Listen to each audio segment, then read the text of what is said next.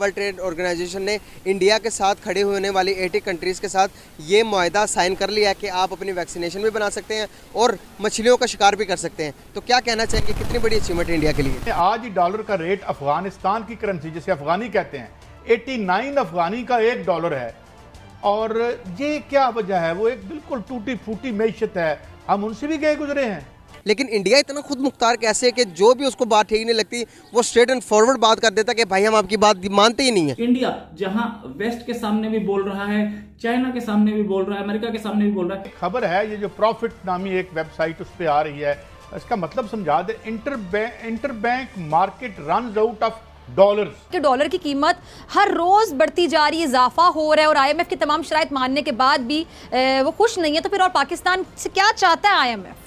क्यों पूरी वर्ल्ड में गरीब कंट्रीज भी पेटेंट की वजह से महंगी दवाई लें? मेरा आपसे सवाल है कि डॉलर हमारे पास खत्म हो गए हैं, तो इसका क्या मतलब है? इसका मतलब है कि हम इस सिचुएशन से बाहर आ ही नहीं सकते। तो इस कीमत में सेल करेगा कि कोई भी अफोर्ड कर सकता है। क्या कहना चाहेंगे आप? और इंडिया के ऊपर वैक्सीनेशन के ऊपर लिखा आएगा, जो वैक्सीन होगी उसके ऊपर मेड इन इंडिया भी लिखा होगा। और सच ये, हकीकत ये कि इस मुल्क को एनआरओ ने तरक्की नहीं करने दी। बड़ी अचीवमेंट है, बड़ा अच्छा काम किया है भाई। अल्टरनेट दें, अल्टरनेट नहीं दे सकते, रोके ना फिर। जय हिंद दोस्तों, very warm welcome to Hindustan special channel. World Trade Organization के सम्मेलन में भारत की प्रचंड जीत ने विकसित देशों को उसके मुद्दों के आगे झुकने के लिए मजबूर कर दिया। WTO की मंत्री स्तरीय बैठक में मत्स्य पालन, खाद्य सुरक्षा, स्वास्थ्य, पर्यावरण पर मुसौदा मुद्दों पर चर्चा करने के लिए मजबूर किया गया। समझौते में भारत के मुद्दों को भी शामिल किया गया। इसको केंद्रीय मंत्री पीयूष गोयल ने भारत की एक बहुत बड़ी कामयाबी बताया। आखिरकार 9 साल बाद WTO की किसी मंत्री स्तरीय सम्मेलन में एक साथ कई फैसले लिए गए। इससे वैश्विक संगठन की साख भी बरकरार रही और गरीब देशों को महामारी से निपटने के लिए वैक्सीन भी सस्ती दरों पर मुहैया होने का रास्ता साफ हो गया। दूसरी तरफ भारत के मछुआरों को मिलने वाली सब्सिडी भी पहले की तरह जारी रहेगी। 164 देश समझौते के पक्ष में खड़े हो गए। इस तरह सभी विकसित देशों को रखे प्रस्ताव के आगे झुकना पड़ा। वर्ल्ड ट्रेड ऑर्गेनाइजेशन ने इंडिया के साथ खड़े होने वाली 80 कंट्रीज़ के साथ ये मुआहदा साइन कर लिया है कि आप अपनी वैक्सीनेशन भी बना सकते हैं और मछलियों का शिकार भी कर सकते हैं। तो क्या कहना चाहेंगे, कितनी बड़ी अचीवमेंट है इंडिया के लिए? जिसकी लाठी उसकी भैंस, जो अकड़ जाता है वो उसके सामने हर कोई झुक जाता है, जो झुक जाता है उसको मजीद झुका दिया जाता है। यार वर्ल्ड ऑर्गेनाइजेशन को पैसा लगाओ और नोट छापो, इंडिया को करके दिखाए ना, मैं मान जाऊंगा। इंडिया को आप लोग नहीं कर सकते। क्यों? वो अपनी आवाम का सोचते हैं। उनको अपनी कंट्री की प्रोडक्ट पर इतना यकीन है कि वो कहते हैं कि हमारी कंपनी की, मुल्क की जो कोई भी प्रोडक्ट है वो हमारे लिए ठीक है, हमारी आवाम के लिए ठीक है, हमारे लिए ठीक है। यही वजह है अमेरिका हो गया, वर्ल्ड बैंक, जो WHO हो गया और इस तरह के बड़े बड़े इदारे घुटने टेक देते हैं, टेकने पड़ने भी हैं उनको। क्यों? इंडिया अपनी आवाम का साथ देता है और आवाम से बड़ी कोई ताकत नहीं होती।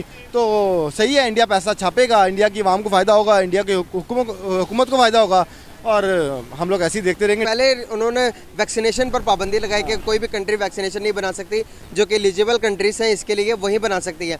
तो अब ये इजाज़त दे दी गई है कंट्रीज़ को कि अब इंडिया बनाएगा वैक्सीनेशन और दूसरे ममालिक को बेचेगा। अब फॉर एग्जांपल के अमेरिका की वैक्सीनेशन अगर पाकिस्तान जैसी हो, पाकिस्तान की जैसी कंट्री वो बाय नहीं कर सकती, बहुत एक्सपेंसिव है। अब पाकिस्तान में ये बनेगी, फॉर एग्जांपल के इंडिया में ये वैक्सीनेशन बनेगी, जो उनसे वैक्सीन बनती है और वो आगे कंट्रीज़ को सेल करेगा। तो इस कीमत में सेल करेगा कि कोई भी अफोर्ड कर सकता है। क्या कहना चाहेंगे आप? और इंडिया के ऊपर वैक्सीनेशन के ऊपर लिखा आएगा, जो वैक्सीन होगी उसके ऊपर मेड इन इंडिया भी लिखा होगा। तो इंडिया को कहे ना कि आपके माहीगीरों को हम इतना फंड देंगे, इतने पैसे देंगे, इंडिया भी कहेगा वाओ। मगर इंडिया को पता है कि उसके जो माहीगीर हैं वो मर जाएंगे। इसी वजह से इंडिया ने कहा हम आपकी बात नहीं मानेंगे, हम अपने लोगों को नहीं मरने देंगे।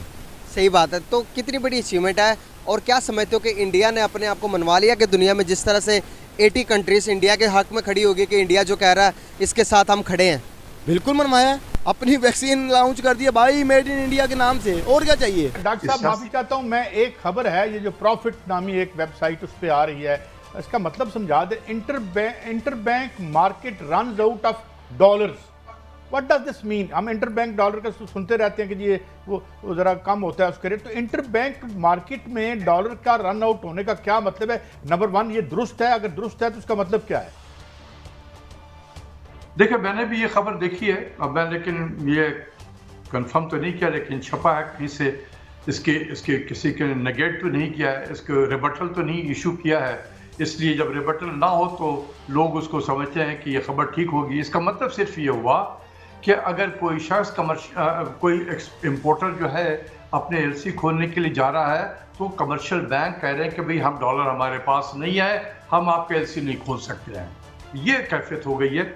और जो मैं आपको समझा रहा था कि मैं इम्पोर्टर हूँ, मैं घबराया हुआ हूँ कि अगर 2-4 दिन और मैंने डिले कर दिया तो यही एक्सचेंज रेट जो आज 209 है कि 215 ना हो जाए, तो आज ही क्यों ना मैं अपना एलसी खोलूँ इम्पोर्ट का। आरिफ हमीद भट्टी साहब जो हैं वो एक्सपोर्टर हैं, उन्होंने कहा कि मैं आज क्यों लेकर आऊँ, मैं भी एक हफ्ते के बाद लेकर आऊँगा ताकि मुझे 2-4 रुपये ज़्यादा मिल जाए $1 के। तो आरिफ हमीद भट्टी साहब ने सप्लाई कम कर दी, मैंने आज डिमांड क्रिएट कर दिया, तो डिमांड एंड सप्लाई का जो प्रेशर है, गैप, वो फर्दर डिप्रिशिएट कर रहा है एक्सचेंज रेट को। तो यही सिलसिला चला आ रहा है और ये इसलिए है कि कल क्या होगा किसी को नहीं पता। हर रोज सुबह हम उठते हैं, जीते हैं, रात में सोते हैं, फिर सुबह उठते हैं, फिर जीते हैं, फिर देखते हैं कि क्या हो रहा है। तो हर दिन हमारे लिए एक नया दिन है। इस बेयकीनी की कैफियत में मुल्क नहीं चलता है। बेयकीनी की इस तरह के बेयकीनी कैफियत में मुल्क नहीं चलता है। मुल्क की मैशत बहुत तबाह हो रही है और इसी तरीके से अगर ये बेयकीनी की कैफियत चलती रही तो मैशत बिल्कुल तबाह हो जाएगी। तो डॉक्टर साहब, इसलिए मैं बार बार वार्न करने की कोशिश कर रहा हूँ। हर लफ्ज पे मेरा जोर है, सियासी बेयकीनी। सिर्फ सियासी बेयकीनी नहीं है, सियासत में ब्रूटलाइज हो गया है सियासत। अच्छा डॉक्टर साहब, ये एक और खबर है और ये हेरल्ड ट्रिब्यून की है, हमारा जो बड़े बड़े पर्चों में आ जाता है। जरा दोबारा दिखाइएगा कि crude awakening as banks freeze credit lines, ये इसकी हेडलाइन है। तो वुड यू प्लीज एक्सप्लेन है, मैं अगर समझा सकूं मैंने सही बोला है तो। ये वही बात है जी, ये वही बात है जो आपने पहले जिसका पूछा था कि बैंकों ने कहा है कि जी पैसे नहीं है, तो वही है ना कि डिमांड एंड सप्लाई का गैप हो गया। लोग बाहर से पैसे नहीं ला रहे हैं।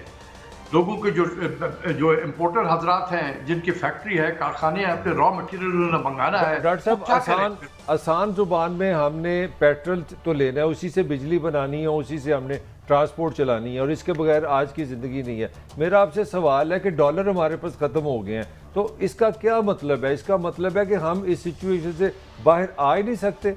किस तरह आ सकते हैं? कोई तो रहनुमाई करें आप। देखिए, बिल्कुल आ सकते हैं, ऐसी चीज नहीं है। सब एक बात और बड़ी जो समझ में नहीं आती, मैंने आज ही डॉलर का रेट अफगानिस्तान की करेंसी जिसे अफगानी कहते हैं 89 अफगानी का $1 है। और ये क्या वजह है? वो एक बिल्कुल टूटी फूटी मैशत है, हम उनसे भी गए गुजरे हैं। वो IMF में नहीं गए हैं। बस दुआ करें कि IMF में ना जाए अफगानिस्तान,